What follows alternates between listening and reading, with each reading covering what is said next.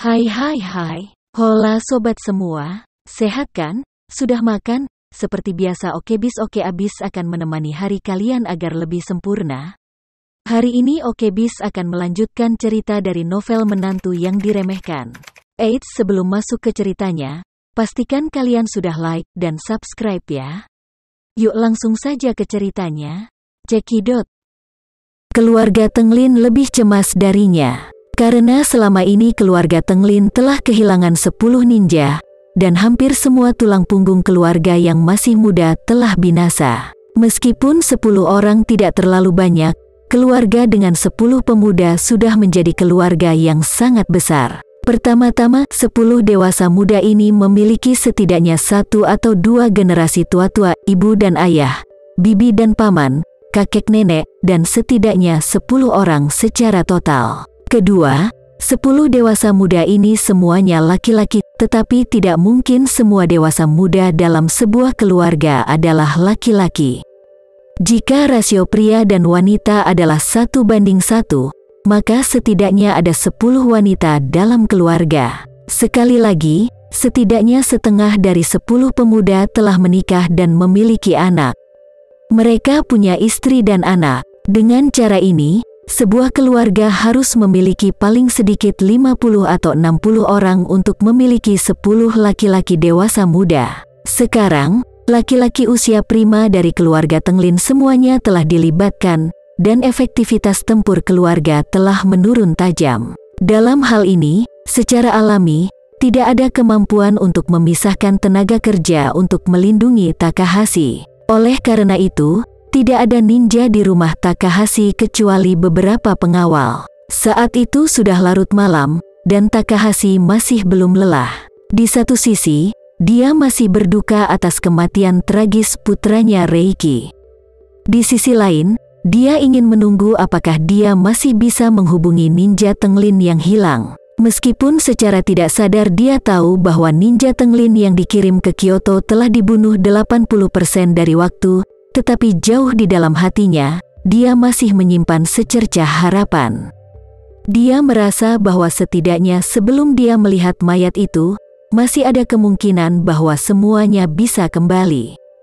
Mungkin setelah beberapa saat, para ninja Tenglin itu akan menghubunginya. Saat Takahashi sedang mondar-mandir di ruang tamu, menunggu dengan cemas, panah yang sangat tipis tiba-tiba meluncur dari sudut, dan satu tembakan mengenai leher belakang Takahashi. Kiko Takahashi, yang baru saja menderita rasa sakit karena kehilangan putranya, tidak punya waktu untuk memikirkan cara membalas dendam, dan tiba-tiba dia diracuni dan jatuh ke tanah.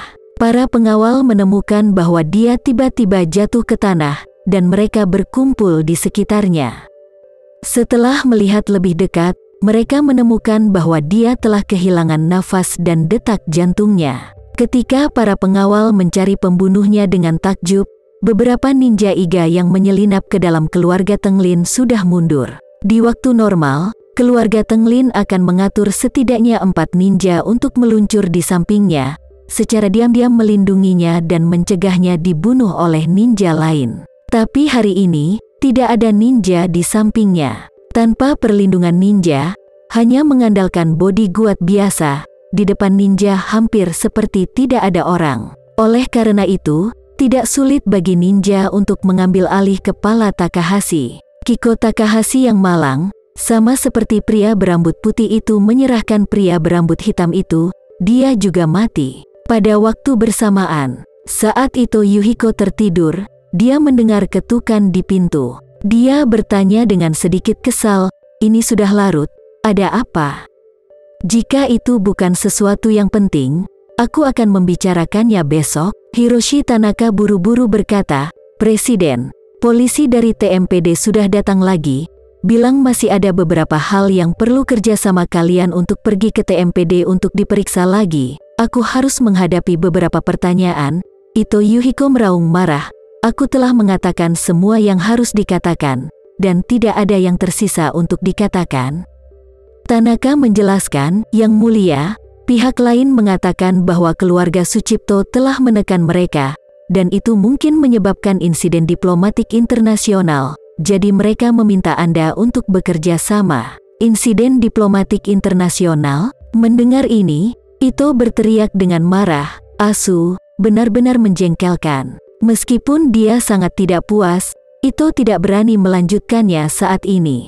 Dia adalah seorang pengusaha. Dia tahu betul bahwa jika dia benar-benar terlibat dalam peristiwa diplomatik internasional dan mempengaruhi citra internasional Jepang, maka warga Jepang pasti akan menganggapnya sebagai penjahat yang mencoreng citra Jepang. Dalam kasus ini, masyarakat akan secara spontan memboikot keluarga Ito, yang mungkin akan menjadikan keluarga tersebut menjadi sasaran kritik publik. Dalam hal ini, lebih baik bekerja sama secara aktif dan menjernihkan beberapa hubungan. Jadi, Ito bangkit dari tempat tidur dengan marah, cukup mengenakan pakaiannya dan membuka pintu. Meskipun Ito mudah tersinggung, dia masih bisa memahami kebenaran. Ngomong-ngomong, aku berjalan dan duduk dengan benar. Jangan bilang bertanya lagi, meskipun ku tinggal di TMPD beberapa hari dulu. Jadi, dia berkata kepada Tanaka, kamu pergi untuk mengatur mobil, kita akan pergi sebentar. Tanaka segera mengangguk dan berbalik untuk mengatur. Beberapa menit kemudian, dengan pengawalan beberapa bodyguard dan 2 ninja, Ito masuk ke mobilnya dan bersiap menuju TMPD. Saat ini, Ryoto Matsumoto sudah mempersiapkan Iga Ninja dan bawahan lainnya. Dia ingin mengulangi trik lama dan menemukan bagian jalan yang cocok untuk membunuhnya dalam perjalanan ke TMPD. Sekarang Kiko Takahashi kedinginan. Selama Ito Yuhiko terbunuh, dia akan menjadi yang terkuat di Tokyo dan bahkan Jepang. Namun, Ryoto Matsumoto tidak tahu bahwa tuan dari keluarga Sucipto telah mengepung mansionnya saat ini. Pemimpin yang memimpin tidak ingin segera menerima orang, tetapi mulai mengikuti situasi sebenarnya dari kediaman Ryoto Matsumoto. Kembangkan strategi, berharap untuk memusnahkan seluruh keluarga Matsumoto. Menurut watak dan watak Zain, jika Tuan Matsumoto ingin membunuh putra dan putrinya, tidak mungkin dia membunuh Matsumoto sendirian. Cara yang paling penuh kebencian, dan yang paling sekali untuk selamanya adalah menghancurkan keluarga Matsumoto secara langsung. Keluarga Sucipto tidak pernah menjadi keluarga yang berhati lembut. Dari aliansi anti-Renza saat itu hingga keluarga top Indonesia saat ini, gaya kerja keluarga Sucipto selalu kejam. 10 menit setelah Ito meninggalkan rumah, kendaraan itu hendak memasuki viaduk sepanjang 2 km. Jembatan ini adalah jalan tertutup. Terima kasih ya sobat semua. Jangan lupa untuk like, komen, share, dan subscribe ya. Agar kami lebih semangat untuk memberikan hiburan yang menarik lainnya. See you next video sobat.